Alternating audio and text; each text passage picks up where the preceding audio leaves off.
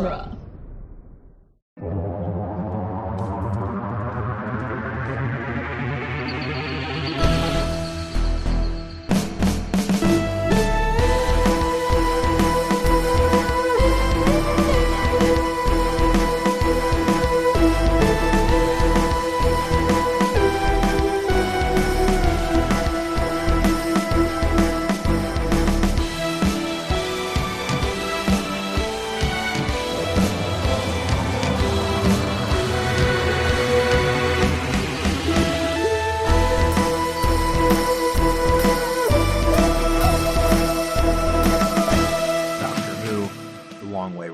Weekly podcast where we review and discuss every episode of Doctor Who, one doctor at a time. I'm Nick Jimenez. I'm Scott Corelli. And I'm Cassandra Fredrickson. And today on the show, we will be discussing Terror of the Zygons, the Fourth Doctor's sixth story, and if I'm not mistaken, the very first appearance of those lovable potatoes, the Zygons. Mm-hmm. I mean, are they potatoes? I was about to. They're like a crustacean. They're kind of like a. Yeah, they're almost like a shellfish. They're yeah, almost like an open clam. Yeah. They're a little tentacly. Yeah, and yeah, it is their first appearance. It would also be their last appearance until the 50th anniversary special, I believe. So, yeah, Zygons. Woo-hoo. Right? Aren't they, if I'm not mistaken, weren't they like David Tennant's favorite monster? Yeah, I think that's right.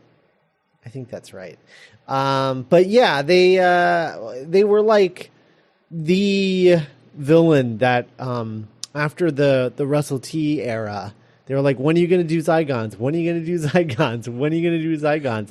Because for whatever reason, this episode is very, very popular. And not to say that it's not a good episode. Yeah, what do you mean for whatever reason? It's great. Well, I just mean, yeah, I know, but like, I don't know, like what? Why? I don't know. Zygons. They're chameleons. Like whatever. Like they make themselves look like other. It's like Invasion of the Body Snatchers. Like they're not like special. And so it's just strange to me that people were so fixated on them. I think it might be a little bit of the Goonies effect where, it is, I remember, just to get really broad and not to go too much into it. This episode, I remember thinking, or this story, I remember thinking, wow, this is something I really would have enjoyed as a kid. Yeah. I specifically, I can imagine 10, 11-year-old Nick watching this and being like, whoa, this is so old and weird and cool. And maybe it is just a combination of a generational thing of maybe this episode just for whatever, and maybe the look of the Zygons. And there are some really creepy moments and, kind of that added with they only appeared once and, it's always bring them back. And then maybe the whole thing just kind of snowballed into itself. Yeah. Yeah. So Terror of the Zygons, basically, this one was coming in at the end of the 12th recording block of Doctor Who. Robert Holmes had just taken over the script editing position with Hinchcliffe being his producer.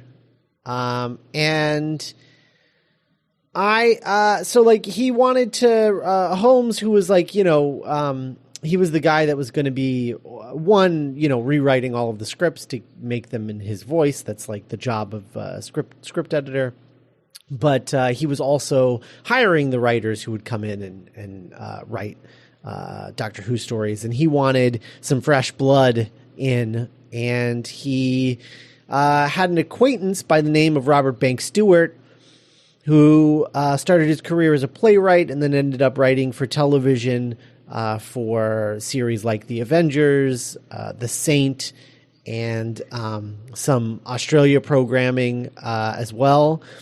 And he was actually approached to contribute to Doctor Who in the early days, back in 63, 64, but nothing sort of came of it, and he never ended up writing for the show. But when he was approached by Robert Holmes, he told him that he's a native from Scotland, and so he wanted to write a Doctor Who adventure in his home country, and suggested the Loch Ness Monster as the ideal basis for a story in Scotland. And so Holmes let him go ahead and write what was going to be a 6-part storyline at first, and then was later dropped to a 4-part storyline about the Loch Ness Monster. And the problem that ended up happening with Stewart writing the show was that he had actually never seen Doctor Who before.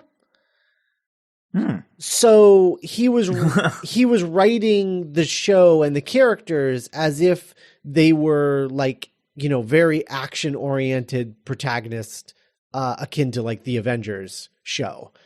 And so not that one. Right. No, not the Avengers show, not the show, yeah, for sure. Yeah. Exactly.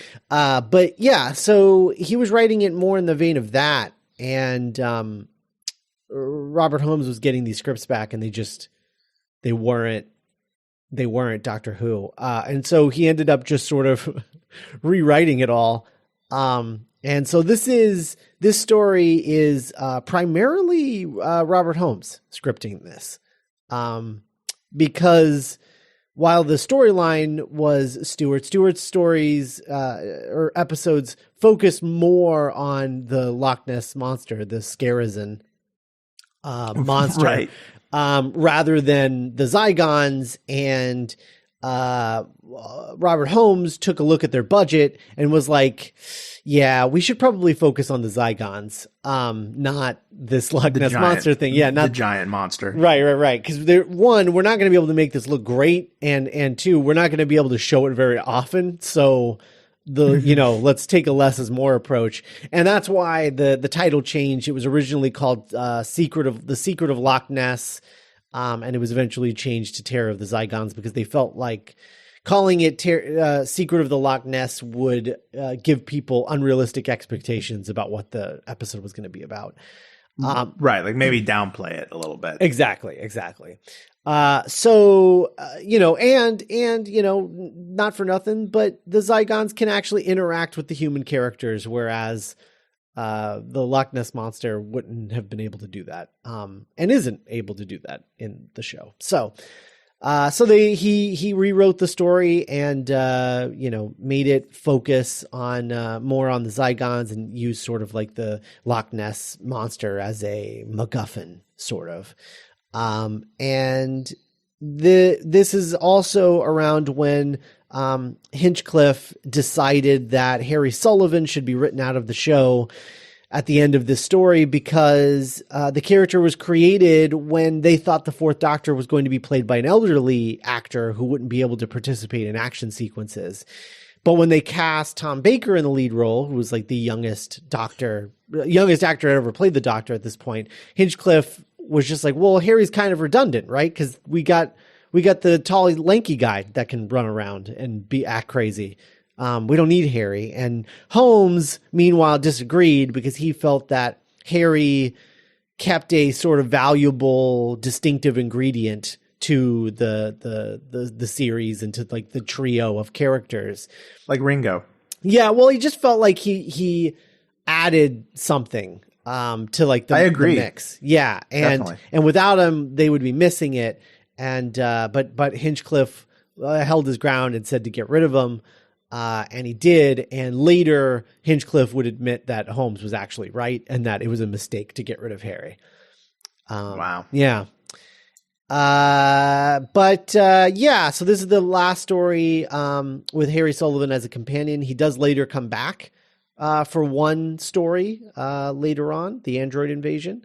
But the actor, Ian Marter, he actually would go on to become, he would act some like on stage and in a few programs here and there. But overall, he ended up actually becoming more of a writer.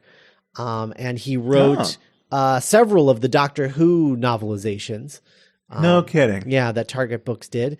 And he also twice applied to write for Doctor Who proper.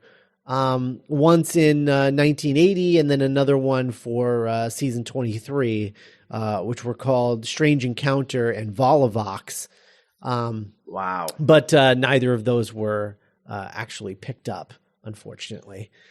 So yeah, and then he also ended up with Tom Baker, would go on to co-write the screenplay for a Doctor Who feature film, which would have been called Doctor Who Meets Scratchman. Which please say there's more. Was never produced. No. I wish there were details on these things. But who's Scratchman? I don't know. Sounds like a jazz musician. Yeah. I don't know. Or like a early Brooklyn DJ, like in the 70s. Yeah. Scratchman. So he continued acting and everything, but and then later he unfortunately died of a diabetic condition in 1986. Oh man, till all are one. Yeah. And then the other bit of this is that this was also be Nicholas Courtney's final regular appearance as the Brigadier. Really? Yeah, he would later come back as in guest spots here and there, but not until during the 5th Doctor's run, and then he would return again during the 7th Doctor's run. Wow. Yeah, and then obviously he did some Big Finish audios here and there. For sure. But this is his final regular appearance. He doesn't even show up in the Android Invasion because scheduling conflicts came up, and he wasn't able to come back for that. So he doesn't come back until the 80s as Brigadier. And then the last bit, which is sort of something I was talking about, I believe last week on the show, I was talking about how this was supposed to be the final episode of season 12. It was part of the 12th recording block. But what happened was that Space 1999, which was a series created for ITV, which was like the big BBC competitor at the time, they were premiering their show in September, and Doctor Who was scheduled to come back in like December, January, and they were afraid that if another science fiction show hit the airwaves before Doctor Who, no one would care about Doctor Who. So they rushed right into season 13. So there was no pause in production between season 12 and season 13. They did 2 seasons back to back. And in order to buy them some time and be able to premiere in the summer and beat Space 1999 to the screens, they took their final story of season 12 and made it their premiere of season 13, so that they had a little bit more. They had like another month, to hold off until they got to like real, quote unquote, real season 13 episodes, after the show premiered. So yeah, that's why it got moved. But this is technically the final story of the 12th production block. It's just their 13th season premiere, just because of Space 1999's damn premiere. Space 1999. Yeah. And I mean, it feels like the end of a thing. You start the season with Robot, which is a unit story, and you end the season with Zygons and another unit season, and you say hello to Harry and you say goodbye to Harry. Like, it all just feels like it should be a complete season 12. And so it's always stuck in my craw that it's part of season 13. Right. No, I get that. Yeah. So anyway, that's it. That's all the background for this one. Yeah. I just had no idea that it's so unceremonious to me that this was kind of the last proper Brig episode. Mm-hmm. Mm-hmm. Yeah, for sure. Terror of the Zygons Part 1. Written by Robert Banks Stewart. Directed by Douglas Campfield. Produced by Philip Henchcliffe. Script edited by Robert Holmes. Air date August 30th, 1975. The Doctor, Sarah Jane, and Harry arrive in Scotland after receiving urgent word from Brigadier Lethbridge Stewart. A series of oil rig disasters off the coast of Scotland have left authorities baffled, but local landowner the Duke of Forgill is more put out by the members of UNIT trespassing on his property. The Brigadier takes the Doctor and his companions to Hibernian Oil, the company that owned the destroyed oil rigs, where a representative of the company, Huckle, explains the situation. Sarah Jane goes to chat up the local characters, while Harry visits the survivors of the disasters. While driving, Harry spots a survivor washed up on the beach and goes to help him, but before the man can tell Harry anything, he's shot by a man working for the Duke. Harry's forehead is grazed by the bullet, causing him to fall unconscious. The Doctor and Sarah Jane visit Harry in the hospital, who's being tended to by Nurse Lamont. The Brigadier arrives and informs them all of another oil rig attack. While inspecting the damage, the Doctor notices the oil rig has mysterious holes and deduces that they are large teeth marks. The aliens, who have been watching all of this happen and summoning whatever has been attacking the oil rigs, decide that the Doctor is too smart for his own good. Harry wakes up, and as Sarah Jane goes to inform the Doctor, she's grabbed by an orange, tentacled monster. So, part 1 of Terror of the Zygons. I would have never, before looking up background and significance, I never would have believed that this was written by a Scottish person. Oh, that is, yeah, because, weird. Really? Yeah, right. Well, because like it literally just opens with just like, what's the most Scottish thing we could have someone say? And it's someone calling over the wire and be like, hey, can we get some haggis over here? Because these chefs, they don't know how to cook it right. And I'm just like, my God, haggis? Really? Wow! It just hit me that this episode, this serial opens and closes with a very like Catskillian Scottish jokes. Mm-hmm. Yeah, there's quite a few of those, especially in this first part. There are few things that I love more than Harry wearing the Doctor's scarf. Oh, I thought that was so cute. Yes. And Sarah Jane in his yeah, hat. that was such a cool thing way to open, how they were all just kind of like wearing parts of the Doctor's costume. I just thought that was a really cute way to like introduce the part. I wish they did that more. Yeah. Well, I like it because the Doctor is just like, well, I'm going to wear these Scottish things, so you guys can have these, I guess, because I'm not using them. Like, it's great. I love that. And yeah, like the Doctor's golf hat is A+. It's pretty choice. Mm-hmm. Mm-hmm. And then we get Benton and Brigadier back. Lots of bagpipes. Lots of really loud, obnoxious bagpipes. And Brigadier's wearing a kilt because he is in fact... He is. Yeah, because he is in fact Scottish, as it turns out.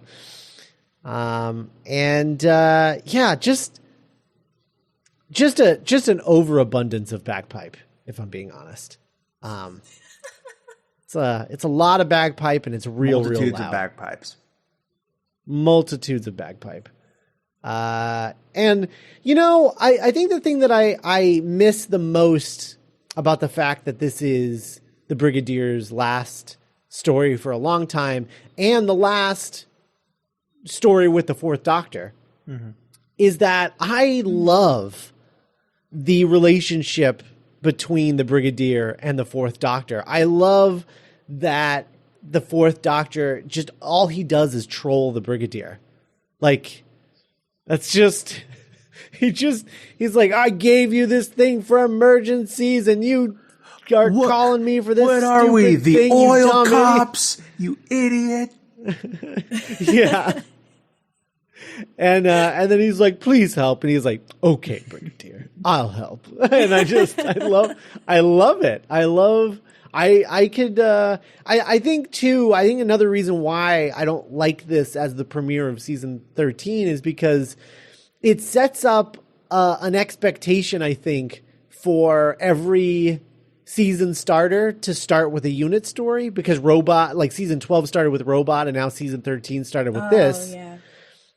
And like, that's something I could have looked forward to, I think. Like, you know, like just counting on like the Brigadier is going to show up in the premiere of every season. But that's not what ends up happening because, you know, he's done now. But like, I don't know. Expectations. But yeah, I love 4 and the Brigadier. I think it's my favorite. Weirdly, because they only have like 2 stories together, but like weirdly, I think they're like my favorite like Brigadier Doctor combo, I think. Oh man, really? Yeah, I really like them a lot. Way more than 2 in Brigadier. And I do think a bit more than 3 in Brigadier, just because, I don't know, 3 is just so angry at the Brigadier all the time. Whereas like 4 feels like he's just like playfully trolling him. And I like that more. I don't know. Yeah, I think with Pertwee it comes off more angry than lighthearted, but it's still like the same trolling, I think. Yeah, That's even though it is less angry, it is decidedly less romantic than 3's relationship. There is also that. Oh man. So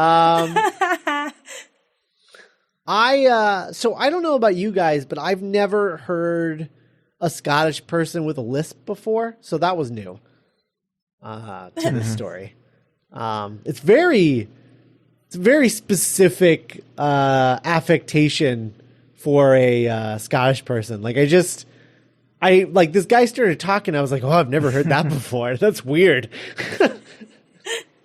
Yeah, it was a good get for the show for sure. Yeah. The superstitious, lispy Scottish person who believes in the Loch Ness Monster, and like constantly shutting down Sarah, because like every time Sarah's just like, we'll just try and be playful with this guy, and this guy's just like, you're talking about my mother, like just like really taking it very seriously. Well, that's my you're talking about the leader of my clan. You know, why are you being so disrespectful? And Sarah's just like, I'm sorry. I want to be funny and loved. Please don't be mad at me. Yeah, I'm of the opinion. I think for my book, this story was peak Sarah Jane. I really like Sarah Jane in the story a lot. Oh, she's great. Peak girl detective for sure. I love all of the close up shots of the Zygons whispering amongst themselves. Oh my god, with the hands. Yeah. It's so uncomfortable. I mean, yeah, it's uncomfortable, but it's definitely creepy. I guess I could see why kids would be scared of the Zygons. I guess that is pretty creepy. You know, overall though, they are really good monster designs for, you know, the budget that they have to deal with. Like, they look great, I think. Yeah. No, I mean, and I think that's a big part of why this episode is, you know, the reason for this. I mean, it is rather impressive that the Zygons' legacy is based almost primarily on affection for this episode. And they are miles above what we've seen so far on episodes of the show. Not to knock anything, which were, you know, the monsters on the show are always intrepid, but yeah, the Zygons, yeah, they look great. Yeah, they really do. Yeah, and then Sarah gets attacked. Classic, because classic monster reveal episode 1 cliffhanger. Yep. Terror of the Zygons Part 2. Written by Robert Banks Stewart. Directed by Douglas Campfield. Produced by Philip Henchcliffe. Script edited by Robert Holmes. Air date September 6th, 1975. The doctor hears over the radio that Sarah Jane is in danger and rushes back to help her. He finds her unconscious inside of a decompression chamber. When she awakens, she tells the doctor of her attack, just as a Zygon locks both of them inside and begins to suck the air out of the room. The doctor hypnotizes himself and Sarah Jane into not needing to breathe. Harry is brought to the underwater Zygon ship, where their leader, Broughton, tells him of the Zygon plot to gain dominion over Earth using the sea monster under their control. Harry learns that without the life-giving lactic fluid of the sea monster, the Scarson, the Zygons would die. The Doctor and Sarah Jane are rescued by Unit Agent Benton, but they arrive back at the village to find that everyone has been drugged. Huckle gives the Doctor a device he found in the wreckage, a device that can summon the sea monster. Meanwhile, Harry learns of the Zygons' ability to take form of humans they have locked up in booth-like chambers. While the Doctor goes to inspect the body of a fallen unit member, Sarah Jane is visited by a Zygon taking the form of Harry. The Zygon attempts to steal the signal device, then runs off and gets impaled by a pitchfork. Angry and mournful, the Zygons unleash the sea monster, who rises from the depths of Loch Ness to terrorize the Doctor. So, episode 2, in the last episode, Harry got shot in the head. Grazed, kind of. Shot across the head? Shot across the head? Weird. Yeah. Anyway, so he's got a bandage. So this is just like Harry hanging out with Zygons because they like took him when they attacked Sarah. Hello, Harry. Yeah, it's just Harry hanging out with the Zygons in the Zygon ship with a bandage around his head, and it's my favorite thing. This episode is just really good, like all around. Like I just really love this episode. Like Harry hanging out with the Zygons, Zygon Harry going on the run and hiding in the barn, which is just oh my god, the creepiest stuff. Oh my god, so creepy.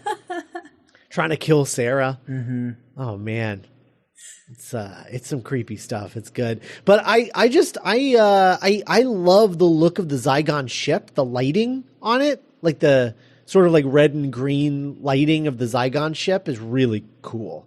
Mm-hmm. Yeah. And dare I say cinematic. Mm-hmm. It looks good. Ooh. It looks really good. I like it a lot.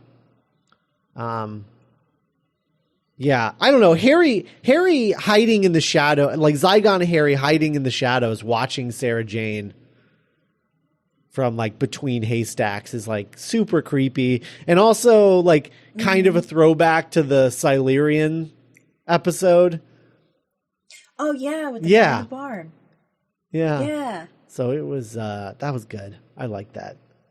He didn't also direct that, did he? No. This is the director of I forgot to bring that up, but it's the director of Inferno. Yeah. No, don't say that word yet. Why? And wasn't that the name of the eighth Doctor one? Weirdly, what was that one called? Oh, that was called Minuet in Hell. No. Oh yeah, no. Inferno was the dragon. Alternate universe. No, I'm sorry. Alternate universe. Inferno. Alternate universes. Yes. Eye patch Brigadier. Yeah. Yeah, I don't know. This episode's really good. I like this one a lot. Was there anything else that stuck out to you guys in this episode? You know, it just really it really felt like an adventure story. Like, whereas, you know, going back a couple of weeks when we were talking about Keys of Marinus feeling like an old adventure game, this feels like a chapter book. Or like something I would have found at the library. I don't know. I really like the energy of it. And yeah, it is like effectively creepy in some parts. I really just like how the Zygons, in terms of like great Doctor Who villains, they really do have a distinct like color scheme when compared to like the Daleks or the Cybermen. Mm-hmm. It's true. I just think it's funny that the Zygons take Harry prisoner and then they tell him like their plan. Yeah. And they're just like, "Oh, puny human, here's our plan." It's Scooby-Doo. like so yeah. like stock villain. Yeah. Like, look at them, look at our machines. You're gonna go in there. Yeah. I love it. We drink the milk of the giant lizard. It's like, what? It's like the almost like you want to start singing to Harry. I love Zygon Harry just running for it, and Sarah Jane and a bunch of unit soldiers like just chasing after him. It's brutal. Mm-hmm. Oh, it's the he best. dies on a pitchfork, right? Oh yeah, he does. Yeah. She pushes him off of the top of the barn and he lands on a pitchfork. She's not forking around. Pretty messed up. Oh. Oh. Ayo. Yeah, that's good. I forget, what is the Doctor doing in this story, or in this part in episode 2? Oh, jeez. I forget what he's doing. The breathing stuff is episode 1, right? No, that's this one, right? Where he like. Oh, don't they like go to the village? They go to the village, right? Mm-hmm. Yeah. Yeah. Oh yeah, he tries to put Doctor gets, he tries to he this is like the hypnotizing thing, and yeah, the nerve gas, right? Yeah. Right. Mm. Oh yeah, and the Zygon nurse is in this one too. Oh yeah. Yeah. Yes. Zygon nurse is really good. Not a lot of great nurses this round, guys. Here at the Long Way Round. It's true. Yeah, and then we end this one with the Doctor on the moor, getting attacked by the Scarazin, and then Broughton, the Scottish dude, ordering Scarazin to destroy the Doctor. I prefer it when you announce it Scarazin, because then the word scare is in his name. Oh yeah, Scarazin, Scarazin. That's good. I like that. Yeah, it's this I like this a lot. The monster also looks really good. I mean, I'm glad they use it exactly the right amount, but maybe good's the wrong word. I like it a lot. Oh, it looks so silly. Yeah, no, I mean, it's ridiculous looking, but like in a fun way. Yeah, totally. Anybody, do you guys think that the Zygons like spy viewer thing, the thing that they use to eavesdrop on everybody, it just looks like they're watching video on like a tautly pulled piece of skin or something. Like it's real. Yeah, you like a projection screen? Yeah, it's real gross. It's real creepy. It's like they're projecting it onto like the side of Cassandra, the skin lady. Right. Oh, I thought I was like, what? Yeah. Yeah. Madam Hooch. Not you. Yeah. Not you, the skin lady. The skin lady. That's what we call you, Cass, when you're not around. Jesus. The skin lady. We've reviewed it at least 3 times. Oh boy. I know. But yeah, no, it's shocking. It's a heck of a character to be named after you. Wait, there's been other Cassandras in Doctor Who, right? There has to have been. That's such a great. Probably. They go to like the Cassandra, like the Trojan Cassandra, but right. That's it. Also, not a lot of Scots or Nicks. No, I don't know that. I think. Well, there's Nicholases, I'm sure. Right. Santa but I Claus. I don't think Scott is a British friendly name. Hello, Scott. Yeah, I don't. Yeah, you don't hear a lot of British people named Scott. Yeah. Last names, but not first names. It's an American name, I guess. Yeah, I guess so. I don't know. Yeah. So this. So he's being episode 3. Honestly, I wouldn't be surprised if my name started out as like just people calling people from their Americans being like calling, I don't know, Scottish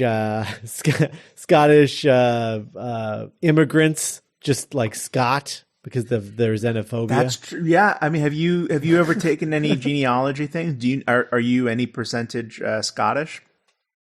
I'm sure my mom has a little bit. I don't know. She's a mutt. My mom's a mutt. And then my dad is like 100% Italian.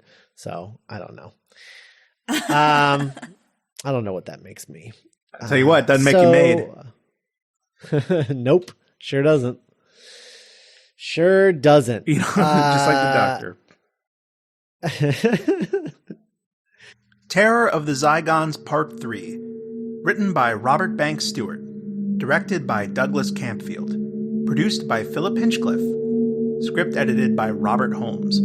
Air date September 13th, 1975. Breaking into the Zygon control room, Harry inadvertently switches off the device that was attracting the sea monster to the Doctor, allowing him to escape. The Doctor next decides to visit the abandoned Forgel Castle, where the Duke lives, but the old man believes no part of the Doctor's story. Back at the inn, a man named Angus nearly discovers the Zygon surveillance link hiding inside of a stuffed deer head, but he's killed by Sister Lamont, who is actually a Zygon. Unit sets off after the killer Zygon. Back at the castle, Sarah Jane finds a hidden passage inside of a bookshelf that leads all the way back to the Zygon ship. The Duke, who is also really a Zygon, finds the open passage and warns the others. Sarah Jane finds the real Harry, and they return to the castle to warn the Doctor about everything.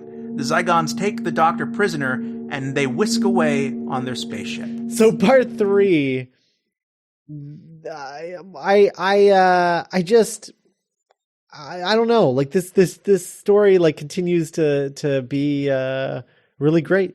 Yeah, I mean, he's being chased by the Loch Ness Monster. It's yeah. On the moors. And if I had to pick one to get chased by the Loch Ness Monster, I think it would be 4. Mm-hmm. That's true. Yeah. Yeah, because I mean, because like 3 wouldn't run away. Like 3 would just stand his ground. Yeah. And just like do some yeah. Man, I can't wait till we get to like Carnival of Monsters, because like that's the 3 story that reminds me the most of this, with the giant things. Yeah, he like judo chops and then flips the Loch Ness Monster onto its back. Absolutely. And then the Brigadier blows it up, and then and 3 is just like, what? You stupid kid. We're fighting again. You ruin everything for me. Violence isn't always the answer. Oh, I'm sorry. You monster. I did what had to be done. I did what had to be done, Doctor. You hide behind your medals. Pip pip. It's not even. I not will even. say, the Brigadier. The Brigadier saying "Great Scott" is like the most on-brand thing I think I've ever. Yeah. Like we've ever had with zero irony. Yes, right? With zero irony. Yeah. In the Scottish I think episode. that's like my only note for this. In the Scottish episode of all things.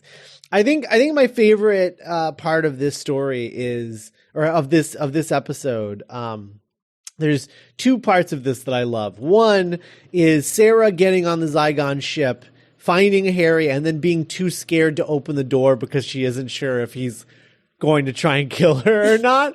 And she's just so genuinely scared, like just like is just looking at him through the glass, and it's just he's like, "What are you doing? Open the door." And he's like, "Are you really you?" And I feel so bad. I'm just like, when the door opens, Harry, you give her a hug, because someone who looked like you tried to kill her, and she had to watch it get impaled on a fork. Yeah, it's him. It's Harry Right? calling her old girl that convinces her that he's the real deal. Yeah. I thought that was a fun little character moment. I love that. And then I also love that the Zygon ship has a Batcave entrance.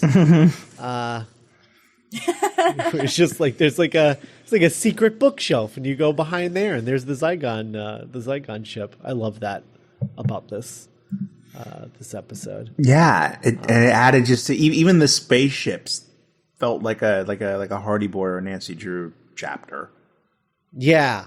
No, the spaceship is really great, and I love that they just bail. Like that's like the end of episode 3. The Zygons just bail with the Doctor. It's like bye.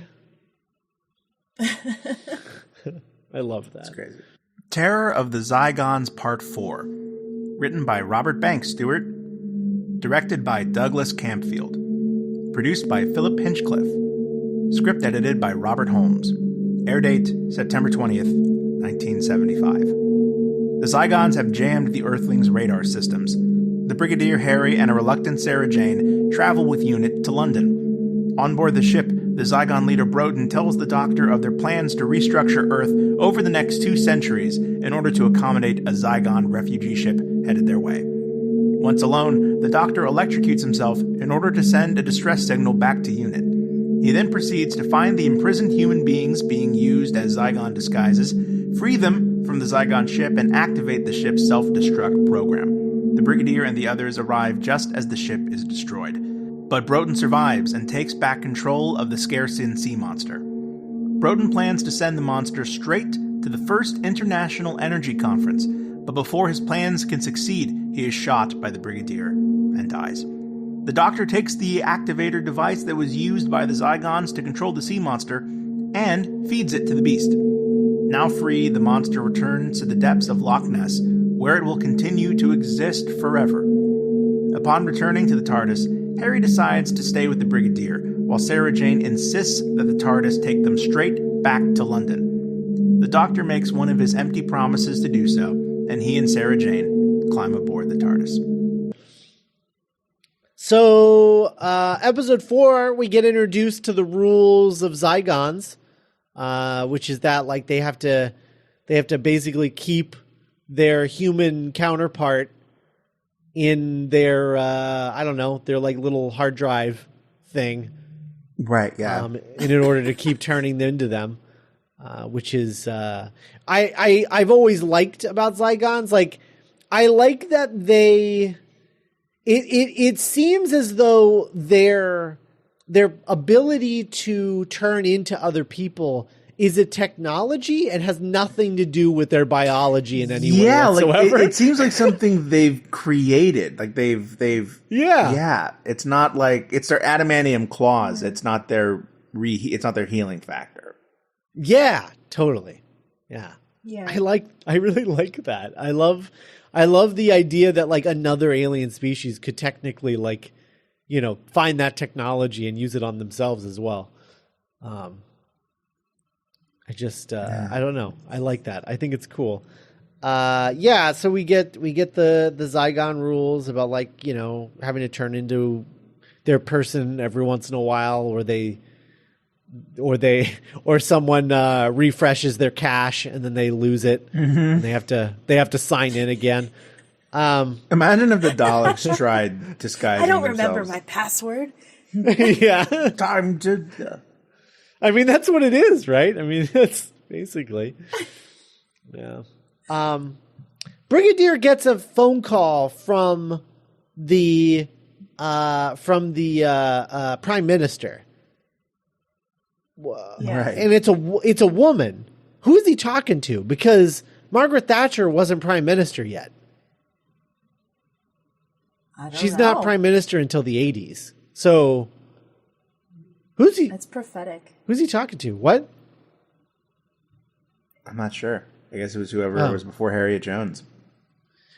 For 30 years. This is the 70s. This is way before that. But we're in Doctor Who tomology. I don't know what the order of succession was back. Or was he talking to does Scotland have their own Prime Minister? Was he talking to the Scottish Prime Minister? I feel woefully under equipped to talk about this. Yeah. I don't know. I don't think they do. I'm not sure. Scottish Prime Minister. 1975. Let's see. Yeah, I don't know. No, I don't think so. There's first ministers, but not prime ministers, which I guess is probably the same thing. I don't know. All I ever see is Margaret Thatcher, so I don't know why he was talking to a woman, and I want to know who that prime minister was that he was talking to. Yeah. We might be in the we might have ended up in the Inferno timeline after all. Or some other third place. Is this the first instance that you can think of someone in the show interacting with the prime minister? I don't know. Mm-hmm. It's a big question.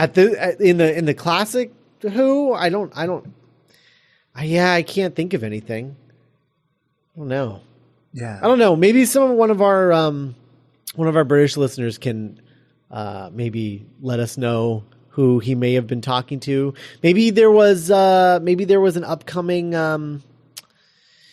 Maybe it was a situation like on South Park where they were just like, yeah, no, we can do this dumb president thing because like it's not like Mr. Garrison, our Trump stand-in, is going to actually win, right? And then they did, and they're like, "Oh, we got screwed. We don't know what we're going to do now. Now we don't know what the show is." So maybe it was a thing like that where it was like, well, it's not like that guy's going to win. This other woman running is definitely going to win. Oh, right. She didn't win. Like kind of like that moment in Supergirl a couple years ago where there were kind of like some awkward like when who was it? Was it it was Linda Carter who ended up playing the president.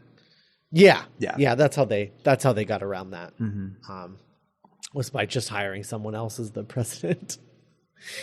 Yeah. So I don't know. I don't know what that is. Maybe someone knows what the deal with that is, but it's a little weird. We get old Nessie and the Thames. That's a lot of fun. Mm-hmm. That's always great. Can't go back from that. Can't neuralize that.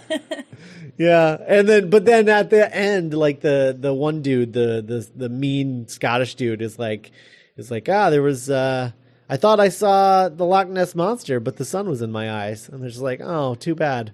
He's like, yep, too bad. Wink. Nothing to see here, folks. Yeah. Such a huge bummer that Harry stays behind. Like, because it's not even like there's no reason for it. He's like, all right, come along, Harry and Sarah, and Harry's just like, no, I'm gonna stay. It's not unlike what happened with Ben and Polly a couple weeks ago. Yeah, even less so though. I think wow.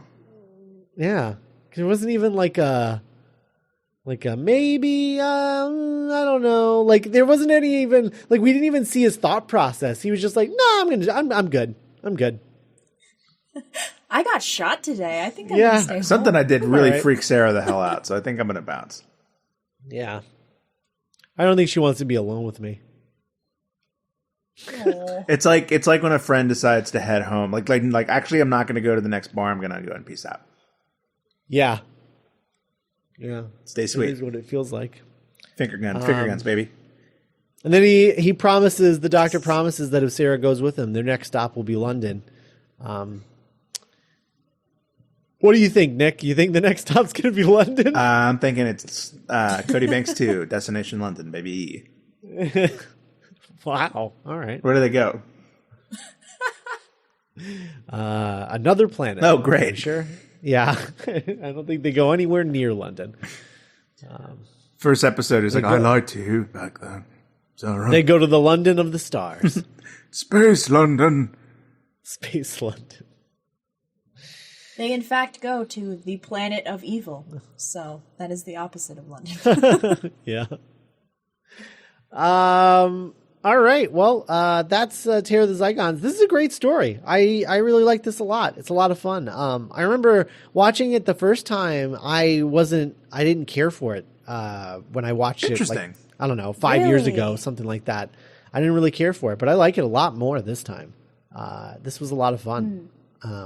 So yeah. If you I don't know, we never say this, but if you're a parent, and you have kids, I think this is a great episode for kids to watch. I think it's just a fun mystery. It's got monsters, and Sarah Jane is so great. And it's clear why the Zygons have made such a lasting impression over the years with such limited screen time. Yeah. And this is the start of the Gothic era of Doctor Who as well. Get ready, Sarah Jane. It's the Goth era. Who is that supposed to be? Yeah, is that Tom Baker? I kind of lost it. I got to get it back. It's like Tom Baker pretending to be Gandalf. Yeah. Or something. Yeah, that's what it was. It got kind of Gandalf at the end. Yeah. My God, Tom Baker is Gandalf. I don't think that's the first time we've thought of that, but my God. Feels like it. Anyway. Even though he has Hobbit hair, technically. Mm-hmm. Yes. So next time we visit the Fourth Doctor, we'll be doing Planet of Evil, and we'll be going full bore into the Gothic era of Doctor Who, which is largely considered the best era of the show, period. So get ready. Yeah. Things to look forward to with the Fourth Doctor. We go immediately from the best era to one of the worst eras later on, but we've got but we've got like 12 stories to get through before we get to that. The whiplash that is Horror of Fang Rock and The Invisible Enemy is quite something. Those both could be fantastic album names. I know I say that all the time, but yeah. K9 is an Invisible Enemy though, so like that's the only saving grace. Yeah, that's true. Mm-hmm. All right. Well, I think that about wraps us up here. We will be back next week, and we're going to be talking about Earthshock, which is boy. Yeah. Pure madness. Pure madness. There's a plot going on underground. I hope you like bickering, because boy, oh boy, are you going to get it. Anyway, next week on The Doctor's Companion. Bye, everybody. Bye.